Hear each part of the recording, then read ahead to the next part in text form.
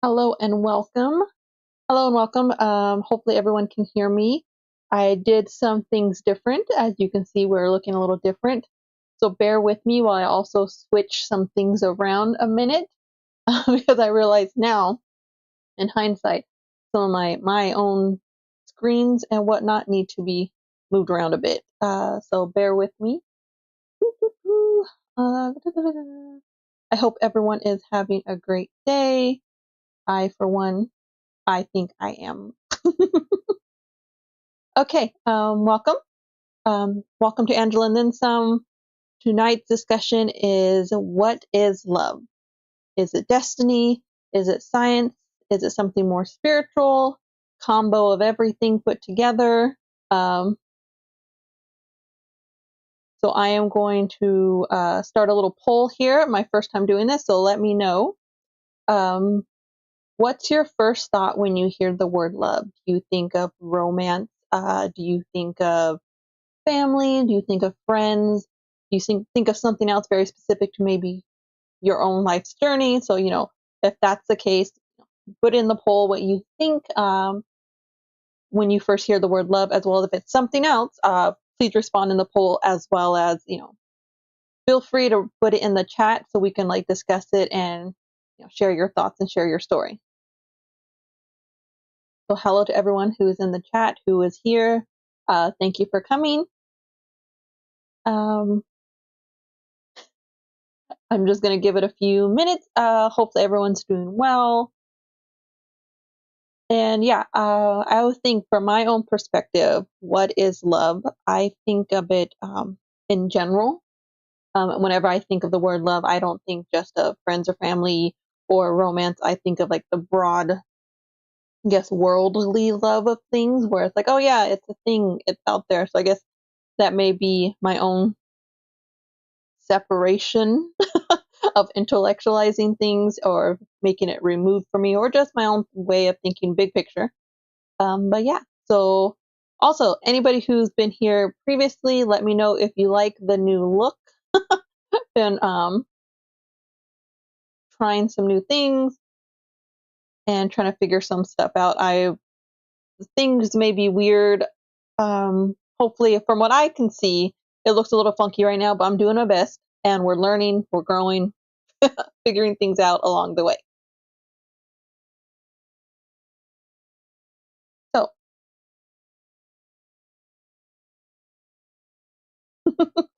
I decided to mess with the chat a little bit and then get rid of that.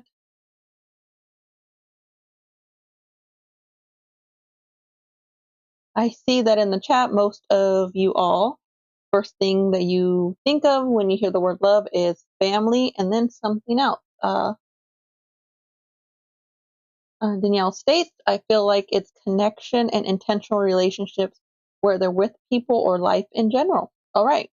Yeah, very similar thought process of, more wide range. But let's further get into that and we'll just discuss it.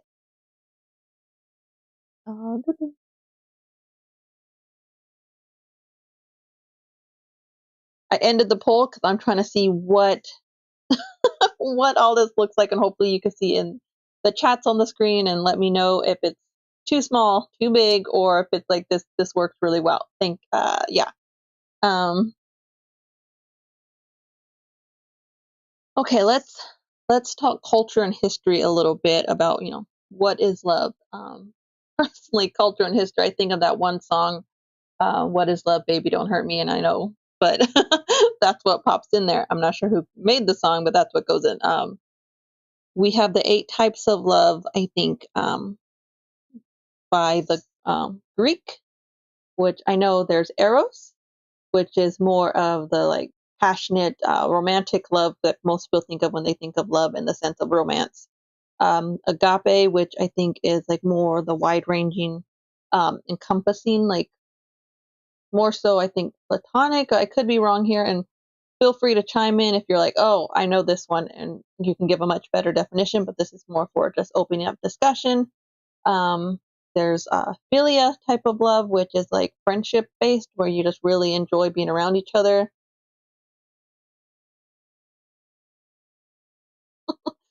Thank you, Dennis, for your input. This is a learning curve, so we're all trying to figure it out. Um, I can actually, let me just do a little something real quick. Nope, I cannot mess with that. Oh, wait. Whoop. I'm trying to see if I can mess with it a little bit. There. I made it a little bigger. Hopefully that just makes it easier to read. But yes, great, great input there, Dennis. Maybe next time I will try to put some type of tint behind the chat. Okay, then there's Storge.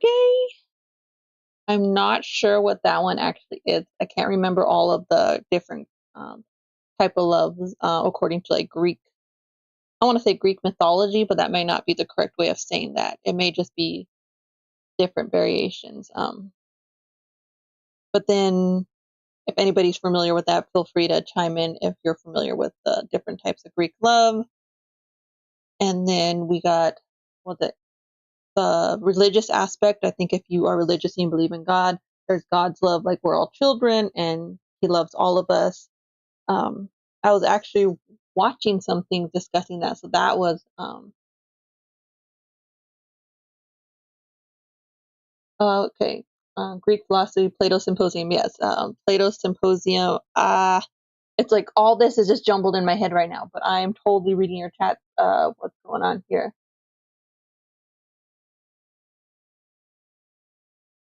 Victoria asks, "What made you choose to talk about love? Are you feeling unloved?" No, I'm feeling quite fine. It was just one of those more encompassing things that I felt that a lot of people could have input and experience in their lives to really discuss and really figure things out in that regard.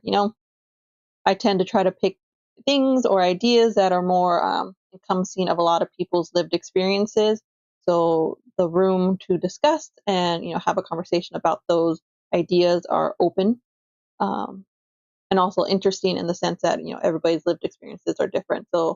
Um, so yeah, so different experiences, but also very human experiences that most of us have some type of either real world connection to or at least an opinion on. Yes, Daniel, it's something we can all relate to. Yes. Um, I was actually when I was doing research for what is love, when it came to the religious aspect, I actually found some interesting things. How in a lot of Bible verses, when it talks about love, it relates to like love yourself as you would your neighbor, or love thy neighbor, like one of the Ten Commandments things. But it talked about that a lot about that loving God is pretty much the same as loving yourself and loving your neighbor. And if you love yourself and you love your neighbor, you don't really have to worry about the other commandments, because if you love your neighbor like yourself, you're not going to commit murder, you're not going to steal, you're not going to commit adultery, things like that. So I was like, oh, I didn't realize how important that was in that aspect of like the divine variation of love. So, in personal experiences, put in the chat what variation of love are you most familiar with, or what resonates most with you? Is it romantic love, family, friendship, or like a spiritual type of love? Um, for me personally, I think lately in my own self growth, I've been having more of like a spiritual type of love, but also in family, as I have a young daughter, I'm married. So that type of thing of learning like what it means to love and be loved in return. Yeah. So what do you all think?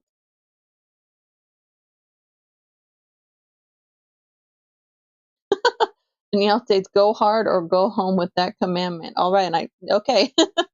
Yeah. The more I was like listening and watching like the religious aspect of it, the actual, what it says in, from, the Christian biblical aspect, of God and everything. I was like, oh, that is like, I think it's agape love, where it's more like do unto others as you want to do on them to do unto you, but also like love others as you love yourself and things like that. So like when Jesus washed people's feet and really like helped the poor and did all like the actual good works, that's pretty much what it spoke of. It wasn't about don't say you love your neighbor, don't say you love your spouse.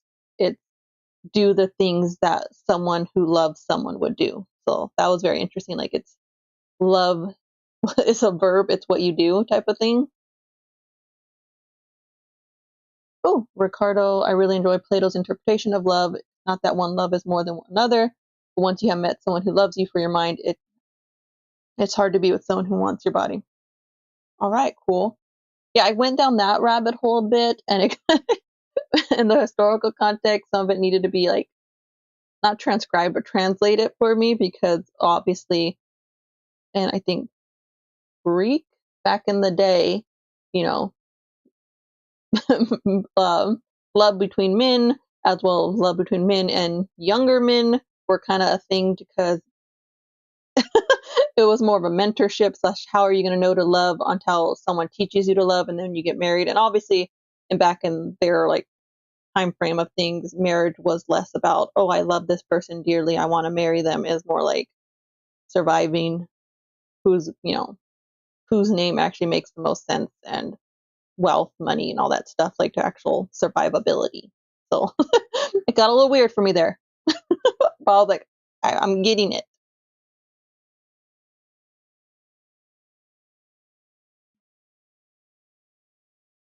So yeah, so reading some of your guys' chats, and so yeah, thank you for your responses and stuff.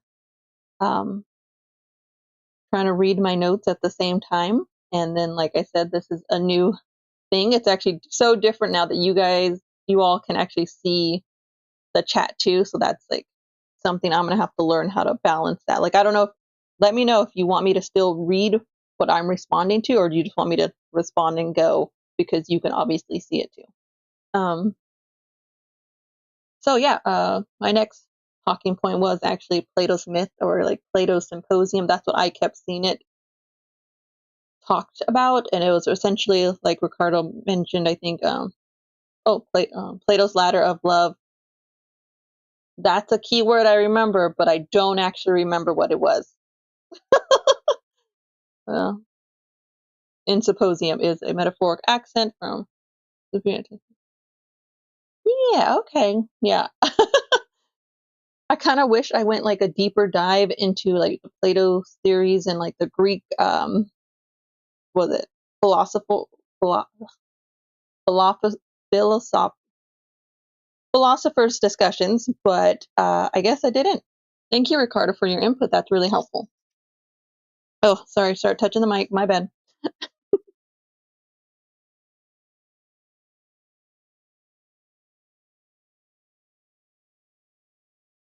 So yeah, there was Plato's symposium, and they discussed that.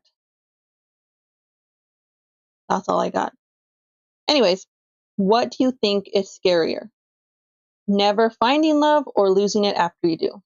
I think that's something a lot of people, if you don't really think of love in the expansion way of love, of, you know, loving something is doing best by them, but if you're maybe immature or if you think of love more as having or being in control of something, I think losing it can be a scary aspect. And that's also why people some have toxic relationships and things like that, where jealousy and all that comes into play. Thank you, Danielle. She said, definitely keep shouting out the comments. Awesome. Shouting them out. Um, but yeah, so what's scary? Never finding love or losing it along the way? I think probably never finding it actually would be what's scary, because then it's like, was it a you thing? Like, did you, you know, like fate wound you a certain way and you were just like, nope, I'm gonna keep making the other quote unquote wrong choices or different things? Or maybe you were the problem and the person who you were meant to be, if you grew at the right time, was like, nope, never mind.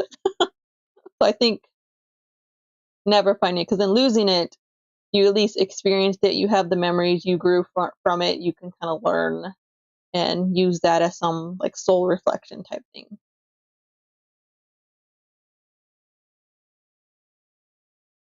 So what do you think? Never finding love is scary or losing it along the way? Let me know in the comments.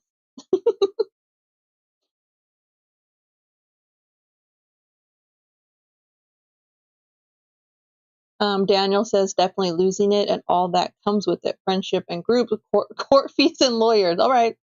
That's a realistic way of looking at it. A very, this is how our world seems to work type of way of looking at it. Ricardo says losing it, especially in the Christian worldview, a lot of people view heaven as the physical embodiment of love. If you never had love, then you would never fully realize what you have lost. Okay. Dennis, I think better to love and lost is better than to never have loved at all. But the ignorance and bliss saying is also applicable. Yeah, if you never even, the thought of love never even crossed your mind, especially like in a romantic sense. And so if someone brought that up, you're like, nope, didn't even think about it. So no, I'm good. So I guess, yeah, in that regard, ignorance is bliss, where you were just like, nope, not even a thought. Okay. About who here believes in soulmates, many soulmates, or that's not a thing? Is it just about normal compatibility? You choose who you choose to love. That's something too. Do, do we think, like, we as in the royal we, do we think we choose who we love, or does it just occur? I think in the biological aspect, it kind of just occurs because, like, for me, giving birth and all that, there are chemicals and all that that goes along with the birthing process. So when your child is born, more or less, you do love them. Now, obviously, there could be like someone's trauma and things like that, where that love can never fully bloom because they, put up walls and separate themselves from it. But yeah, so yeah, that's just my thoughts. But believing in soulmates, um, possible. Like that could be a thing. Like I think that could be a thing. Not like everybody, but that could be a thing. What are your thoughts? Do we believe soulmates? Many soulmates where there's more like karmic connections where yeah.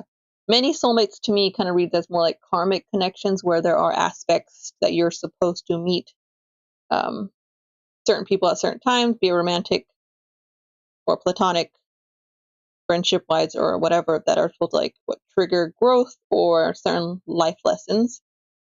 So for me, many soulmates would kind of go into more of the karmic bonds or like karmic contracts type of realm. I don't know if everybody here is familiar with that term.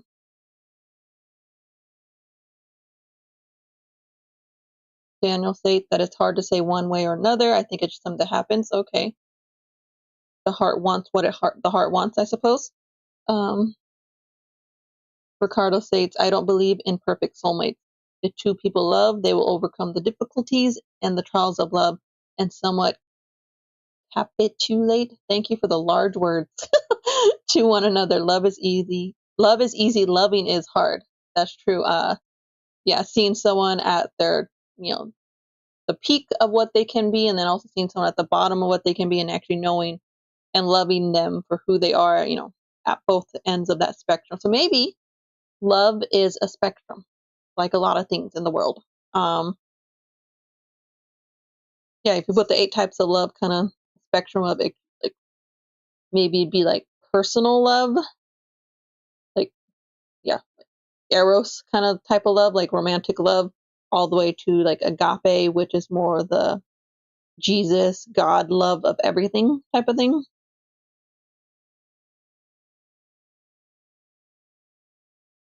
So yeah, for me, I think I believe more in karmic contracts and bonds and less so like many soulmates, but more. I think many soulmates could also go into friendships. You could have a group of friends that you guys are just very much bonded, and you connect really well, and like the opposite sex may not really be like you may have boyfriend, girlfriends, what have you, but your constant is your like best friend or something. Daniel says, I believe in the spectrum thing. Yep. Um, Danielle states, yeah, what if it's like choose your adventure? So you have several depending on which route you go, and they'll be who you need on each path, but it could be so many variations. That's true. And I think it also goes back into like the reincarnation stuff. I think we talked previously when I was like the afterlife and death. If you chose the path, maybe they also chose this life and this path. Maybe they knew they wanted to meet you at certain points and long term wise, or maybe even short term. And I think in karmic bonds, that's what it discusses too, where some people are meant to just be where they are, like in your life at that time. And it's not about holding on to it. So I guess that falls into love too, where if you love something or someone, it's like letting go or giving them freedom. It's less about control and keeping it. So like in the same karmic contract bond type of thing, it's about what's needed at that time in your journey and in their journey. Victoria states, souls remember other souls, so they like each other vibe, so they are called mates. Souls mates. All right. Aye, Captain. That's what that reminded me of. But yeah, that's a great way of putting that. Kind of like people enjoy others, yes. Like friendships can be considered soulmates. There's platonic, there's romantic. Um, yeah. There's also, I think, besides soulmate, there's also twin flames, and I think they kind of get confused. So I don't know if anybody's familiar with that term. Twin flame, it's more like what I've read, I suppose, was more like it's your twin, the energy that you have or something. I don't know. Anybody can give a better definition than that. That's cool.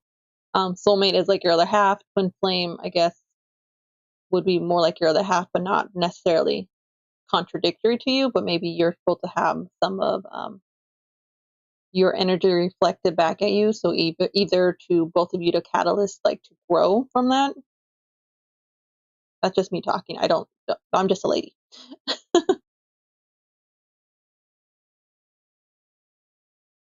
So, hmm, interesting thoughts. Anybody have any other um, suggestions or things that they would like to input? Um, maybe you have your own. I met my soulmate once and I was like, no, thank you. Or I met my soulmate once and they left. Or maybe a karmic relationship. You have like some 2 cents into that.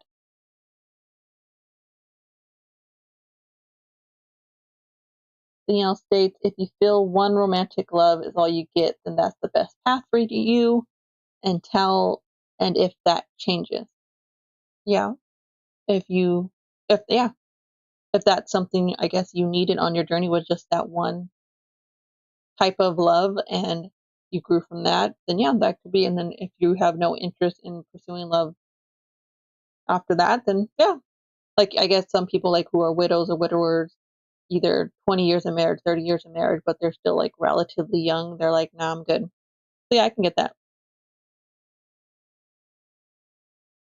So now that we talked more about general historical love of things, we've talked about spirituality and the soulmates aspect and things like that. The science and psychology of love talks about like attachment theory, brain chemistry, um, evolutionary survival of like love is just what your body tricks you into doing so you can have a child, many children, and so forth. Um, so before I get into that, I'm gonna read this comment.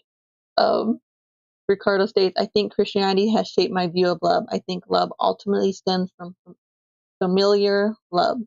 Familiar or familial? The basis of most people's love life is the love of the atomic family. Yes, that's. Thank you, Ricardo. That segues perfectly into the science and psychology of love and attachment theory. I personally have a more of a background in psychology, so I was like, oh, when I started like um, refreshing my memory on some of like what is love in the psychological aspect and attachment theory. There was one like little terrible like experiment where they did with like baby monkeys. Not too terrible, but enough to be like, oh, sad. But the monkeys were fine. They stopped the experiment at a certain point because they got there what they needed. Um, but it was like they had baby monkeys had the option of two mothers. One was just the great, like the a metal mom, pretty much, but that dispensed milk. and the other one did not dispense milk, but was like fabric. And some of you, if you've gone through community college, you probably took a psychology class and heard of this. And then the mother, the like pretty much all the baby monkeys were put in that situation over, I don't know how long it was. They all preferred the mother who was soft, that had the material around her and all that, and then only went to the mother that had milk um, when they literally needed to feed, right? So they were showing that comfort was over like survival and comfort. They chose like comfort and like attachment in that response. I'm not sure I'm not teaching discussing that correctly, but it's like in that regard. So that was like something that a lot of researchers were like, huh, okay. So when it comes to literal food, like kind of like, do children or baby monkeys in this case actually love their parents or have an attachment toward their parent, like the one, feeding them, carrying them, or is it more just survivability aspect of it, like just animal instinct to be like, well, she creates food, so I hang on her, or is it something more? So that kind of gave them the insight that even animals were more connected in the attachment sense of it. But also when they eventually did this, not didn't they didn't do the experiment with people, but they ugh, according to attachment theory, as people learned with children, is that around like the 6 month to a year mark is when more so their like formative memories are kind of being formed of like a template of love and attachment type of thing. So that's why sometimes when people have issues as adults, you go and study childhood because there are things that happened in your childhood, like your Ricardo said, your atomic family that kind of sets the tone for a lot of your relationships until you recognize that pattern. But one of them is that when a baby cries, or the baby in this case cries, the mother comes and feeds the baby, rocks the baby, coos at them, and so it helps regulate their emotions. So crying is a form of deregulation, dysregulation. So obviously something, just like when anybody gets frustrated, you're deregulated now, and you're like, oh. But then mother came and soothed you, so then you learned co-regulation by her not freaking out at you, not yelling as looking at the baby, but actually doing all the comfort stuff. So that's how you learned co-regulation and eventually like self-soothing.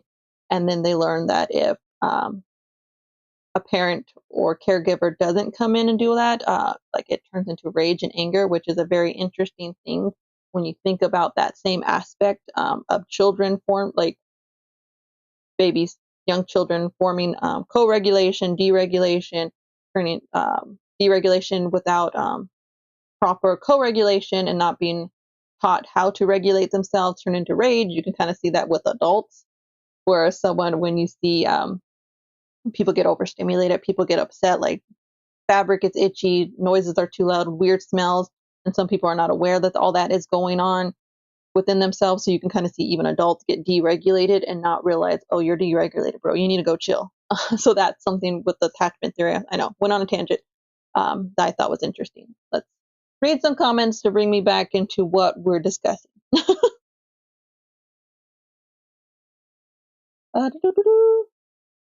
Or Carlos states, yes, I think kids and pets are often overlooked in the conversation about love. We can be awful parents or pet owners, but our kids and pets will often times unintentionally love their parents, even if, yeah, like people may not acknowledge or realize that like they're using pets as co-regulation. If your dog or your guinea pig or what have you is like calm and soothing, I think even pet therapies where people realize you can pet them, you can like, it can bring you back and like back and regulate your emotions. I think vice versa for some animals, if they're like really nervous animals, really agitated, but like they're human, or the person they look to is calm, collected, is soothing, then like that helps with the regulation too. Um, yeah, so attachment theory goes on to say like just your formative years. But what the co-regulation when you're a baby and learning how your need does get met, and then you're cool, or your need doesn't get met and it turns to rage, like babies start screaming even more because they don't know what to do about if they're hungry, if they're wet, if they're itchy, or things like that. It goes into that as they become like 1 year old, 2 years old, if those needs aren't actively being met or regularly being met, where the co-regulation, which eventually helps them learn like to self-soothe, that they are safe, that things are okay. It's not learning to trust your caregiver, which is your first example of love.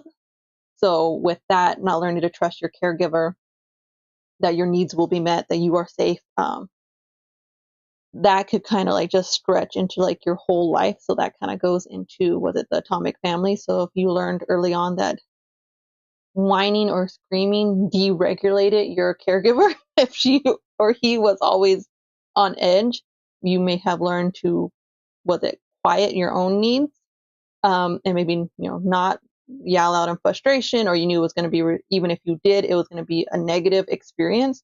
So that's something that a lot of people may have learned to want detached from their own emotions or to what they're feeling, just to please others, and that turns into like people pleasing, where as you get older you just learn to like not rock the boat, not say anything, and things like that. And I think Daniel said, yes, that's why all my animals are anxious all the time. Okay. um I guess his animals need therapy, humans. But where was I?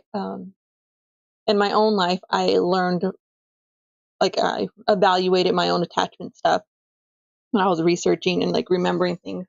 And in my own life personally, I learned to kind of be quiet, to not be noticed. I don't particularly remember any memories of like, you know, capital T trauma, but I knew there was, people did fight sometimes. I've heard stories of the past of like my mom throwing a shoe at my dad, things like that, but I don't remember.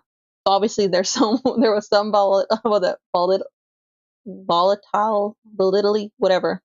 There were some things that somewhere I may remember them.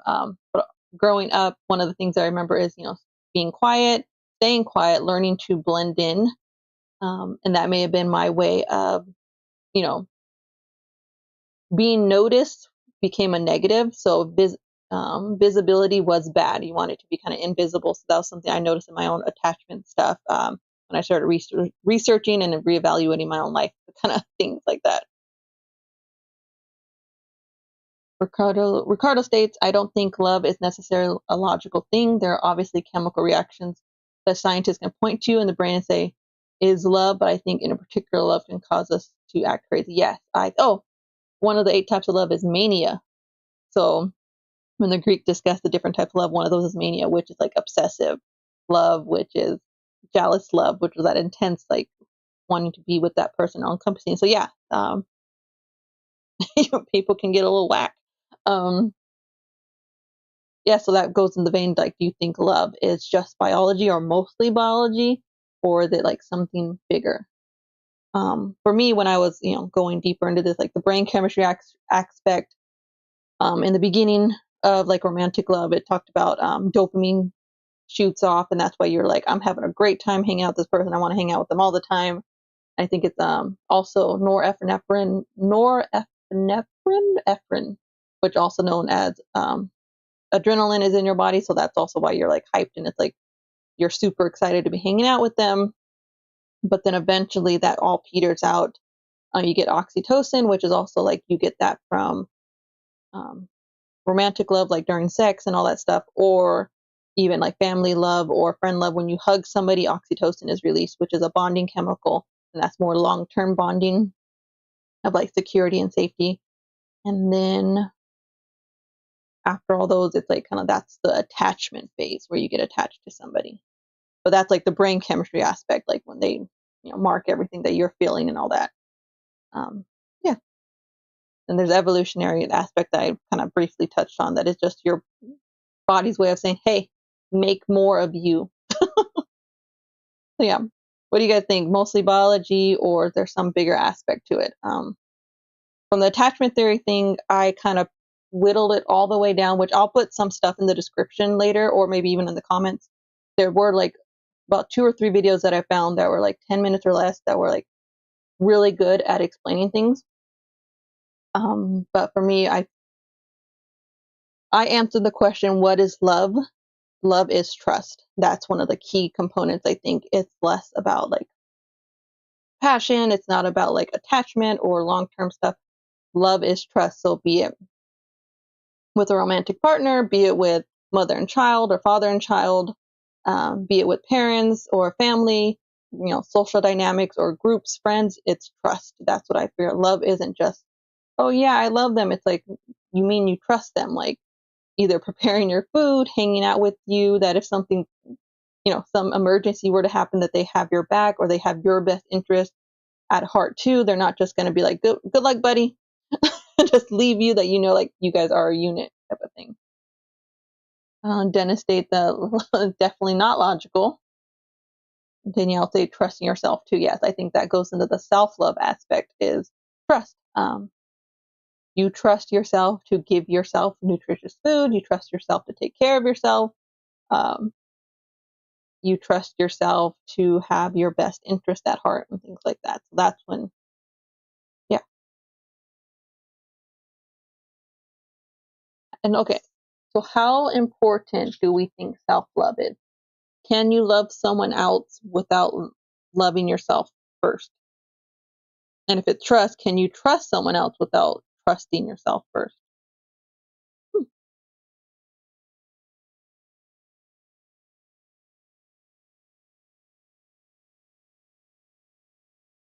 Yeah, I think there needs to be a base at least. I think if you haven't experienced it, I think that's where like books, movies, TV shows kind of play a type of cultural role where you kind of see it played out, if not in real life, which that's could also be the danger. Because if you're given negative like TV or movies, and that's primarily what you grew up watching, without having like the counterbalance, you may have like a skewed image of how things are supposed to go, or more what's normal. Daniel states, I think it's both. Like physical touch does set off chemicals for sure, but I also think it's just something that happens, and it happens on different levels. Yeah, so it's a combination. I think that was his response to, do you think love is mostly biology or something bigger?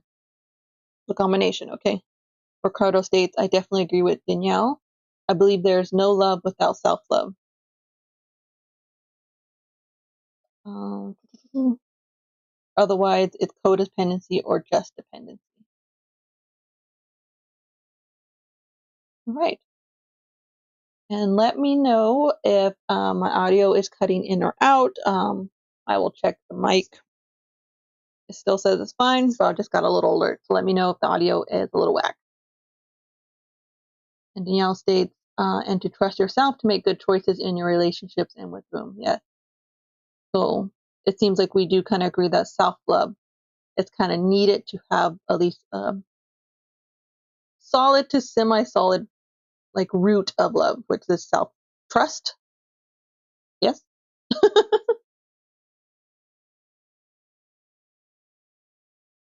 And then, like we already kind of discussed, was like different forms of love, be it family, romantic, friendship, self love. And the question for us all would be, which form of love do we think is most powerful in our own life? Um, like, what is your main drive? Are you looking romantically, or is it like family is something you're really like um, focused on? Friendship, self love? I think personally for me, it's a combination of family and self love, kind of balance being a wife and a mother, or what is expected as that, as well as what I want to be for that. But that's also the self love aspect of taking care of myself, not putting like treating others as I want to be treated, meaning taking care of them, but also I would want to be taken care of too. So I need to remember to like take care of myself and do all that stuff without forgetting that I'm a person too. um, Yale states, without self love, you can still get there, but a lot of learning will be had, which is still necessary. Who wants a life without love? Daniel states, I think people can definitely lose themselves in a relationship in a negative way. ultimately it's up to themselves to trust themselves enough to leave the relationship. Okay. So yeah, we go back to trust and self-love. Yeah, I would think if you don't have a lot of self-love and you're doing romantic relationships, family relationships, and you're trying to build from there, but you don't care about yourself enough, there probably will be some much harder lessons to be learned that may be like a longer road than if you already had some like self-love. A part of that could be like setting boundaries, so you know where your boundaries are, you know maybe your value system and things like that. So when friendships, romantic love, or a family member like crosses a boundary, you can easily say something instead of feeling like a people pleaser or like I'm not going to say anything. Then it may fester and become something, you know.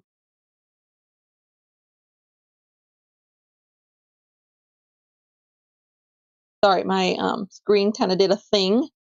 Um, just making sure everything's clear. Let me know if anything is not showing up well for you guys, for you all. Right now, my stream status says poor, but I'm not sure if it actually is poor or if it's not poor. So let me know in the comments if stream lags or if it gets weird or funky.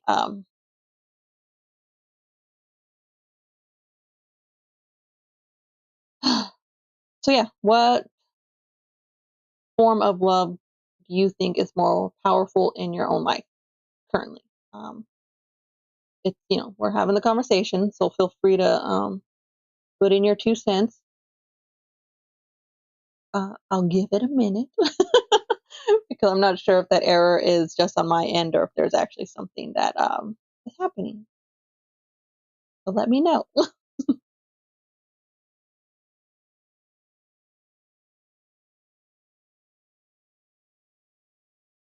Thank you, Danielle. Thank you. Okay. So, since I am a movie person, I enjoy movies, I enjoy stories. Does anyone have any recommendations for movies of maybe something growing up or maybe even recently you saw that discussed love in any type of way, romantic, family, friendship, self-love, that maybe resonated with you or you thought was a worthwhile, you know, lesson or how they portrayed it? Yeah, let me know. I'm trying to think if I remember I've talked about this before. I think What Dreams May Come with Robin Williams. That was one of those movies that impacted me in the sense of like when he goes to the afterlife to actually go find his wife too when she, you know, committed suicide and whatnot after like a lot of drama in their lives before death. And that was one way of showing love that, you know, he was risking his own afterlife to go get her, and where he himself almost got stuck in her own web of like what she was spiraling into. Then she eventually pulled him out, and then at the end of the movie, spoilers, but it's from like 1996 or something. At the very end, they decide to reincarnate again together, and instead of meeting in their early 20s, they literally meet like when they're 4 or 5 at a park. And so there's like a voiceover. It's so cute. So I would suggest watching it.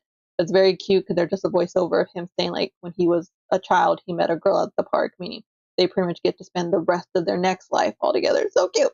So that's something that definitely resonated with me. Young me as well as me now is still like, oh, that gets me. Danielle states, eat, pray, love. Even some romantic comedies have some points where you need to take care of your personal dreams first. All right. I never watched Eat, Pray, Love, but thank you for the suggestion. Um, worried that that may make me want to eat, well, a lot of food because that's what he's doing. But I get it. It's about, you know, from what I remember when like seeing trailers for that movie decades ago at this point, it was interesting in the sense of like, you know, her actually exploring and experiencing like the world, I guess, on her own, and that was okay. Um, yeah, what's your favorite love story from a movie, a book, or if you have some maybe insightful or funny, insightful, or interesting personal story? I'm all ears for a personal story as well. Yeah. Daniel states it's definitely changed over the years, definitely putting respect and self love and trust first.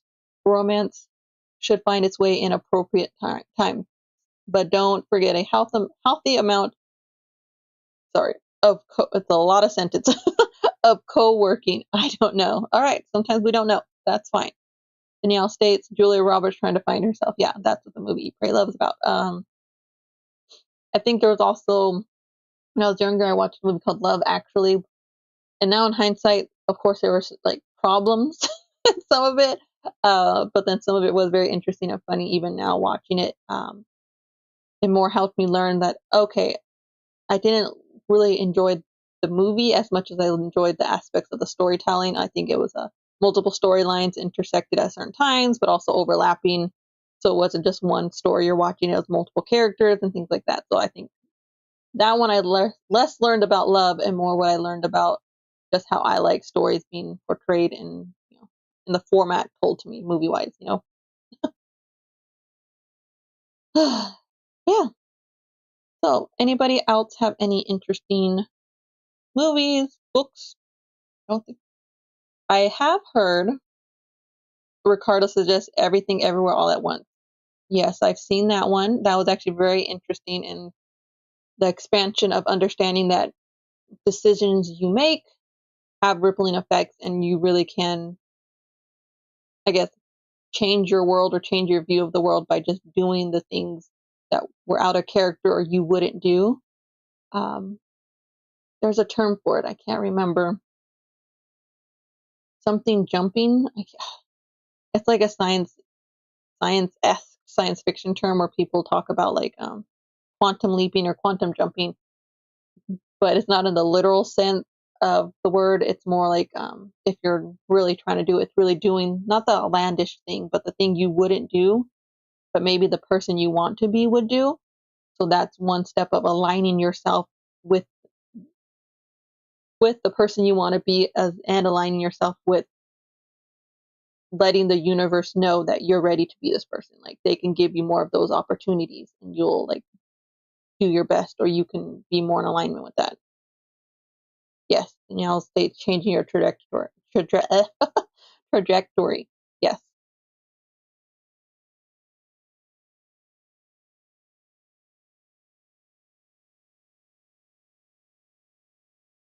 So yeah, I think we're gonna end this one a little early. I think we've established like some pretty good base. Um, anybody have any other stories you want to input? That'd be great. We looked at some of the historical aspects, which briefly, of course, spirituality of it. Love thy neighbor, you love yourself, and like the Lord, and love the Lord your God with all your heart. And then the second one, I think it's actually a story. Sorry, went on a tangent. Um, in the Bible, there's actually a story with Jesus when they asked, I think the Pharisees maybe when they were trying to like kind of when they were trying to I guess get him tied up or whatever, like trick him uh, to see what he would actually say, and then they can use that against him. One of the terms, what when they asked him about what is like the most important commandment or something, it was to like to love the Lord your God above all else or something. But then he quickly stated after that was that to love your neighbor as yourself, and some better quoted in the actual text, but then that they're one and the same, like the same side of the same coin, two sides of the same coin, pretty much. Like loving God is loving your neighbor, and vice versa. So yeah, that was interesting when I learned that. I was like, oh, so yeah, it was just because currently, in the world, politics and things happening, certain people saying stuff, and I'm like, if you just read that one part, maybe that person shouldn't be who like, not we. Some people are listening to. I'm just like, hey, that's not what that says. But that's just my 2 cents in that regard. So yeah, Daniel states, I never read or watched anything romantic outside of Disney or Tim Burton. There's like The Corpse Bride and the Tim Burton realm. That is something to do with love for sure. I think in that one, the Corpse Bride herself, I don't remember her name, she learns to let go of her idea of love, like getting married and blah, blah, blah. She realizes like it's time for her to let go and things like that. So that's one way of seeing love. That was her lesson, and it was her fate was sad, but then she learned at the end that she couldn't take the love of someone else from someone else, and that her fate was to like let go. And then she turned into a bunch of beautiful butterflies. So, so thinking of love now, write in the chat that sums up what you think love is for you right now. I think there's also the other Bible quote like love is kind, love is gentle, love is patient, stuff like that. Ricardo states, one of my favorite things I was taught in Sunday school was God is the embodiment of love, even if he chooses to punish. I think love may not always take the form we wish. Yes. Sometimes love isn't like, yeah, you love something. It's kind of like, I guess the parental love, I think that they teach a lot of times in the Bible realm is that God is like, God the Father and stuff like that. So it's like a parent knowing when to step away from their child and let them make a mistake that maybe won't be extremely detrimental, but it'll be something that they will have to learn from. So that's why not all the time, if you love someone, you kind of have to give them the room to grow and learn. I think that's part of the journey too, of learning that that control in our own life too. It's just like not even when it comes to the aspect of love, that but control, letting that go, even in life too, is like some things you can't change how someone feels. You can't change how things are. You can change how you react. You can change your piece of the world. And in that regard, changing your piece of the world could have a ripple effect of other people seeing that small change and also agreeing that that is what they want their world to look like. So a lot of little worlds can just link up and become a much bigger aspect of the world. Dennis states, daughter says, giving someone a hug and a snuggle and being besties. That's what love is for her right now. So I think we could all take that as, yeah, give someone a hug, snuggle with them, and be besties with them. That's what this world needs right now, apparently. But yeah, okay. I think that will be it for this week. Thank you all for tuning in. I'm not sure what next week will be. Maybe right now, if you're interested, just put in the chat right now. Let me know your thoughts of what next week. We'll give it a minute or two. So anybody, if you have something, maybe an inkling or something you've been wanting to discuss with a bunch of people, here it is. So just put your thought in the chat or comment on the live after it's done, and we can discuss it maybe next week or the week after. I'm either thinking, zooming more in on soulmates or maybe even destiny or something like that, but I'm not quite sure either.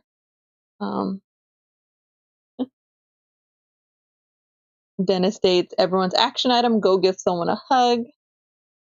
Daniel states, respect raises our energies and abilities, acts and consideration. Yes, respect. So yeah, let me know either right now, like I said, if there's something anybody wanted to really discuss coming up. I am taking ideas right now. So next week, we can have that as a discussion of the week after, or comment later, or even find me on one of my Instagram posts or one of the shorts that comes up and just make a suggestion. All right. I think this was lovely. Thank you all for joining. I feel the love. I hope everyone else does too. If you want to, it would be super helpful if you just like, once this live was done, like it, just so it shows that, hey, I enjoyed the time here. Subscribe if you haven't already, if this was something interesting to you.